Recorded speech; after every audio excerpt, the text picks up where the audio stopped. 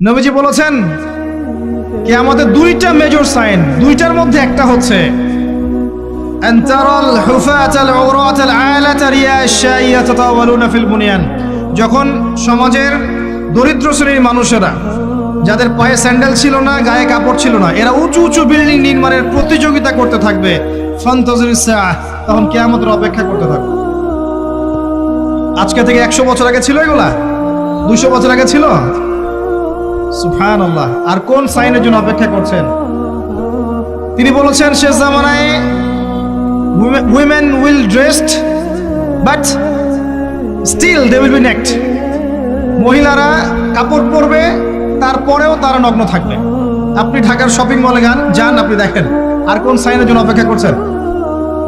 শুধু ঢাকা কেন, গ্রামগঞ্জে ছড়িয়ে পড়েছে এগুলো, এখন গ্রামেও ছড়িয়ে পড়েছে। গ্রামে আরো বেশি দেখা গেছে মাশাআল্লাহ। গ্রামে গিয়ে আমরা হতভাগ, সুবহানাল্লাহ। গ্রামের মেয়েগুলা, গ্রামের মেয়ে ঢাকা শহরের মেয়েকে পার করে ফেলেছে।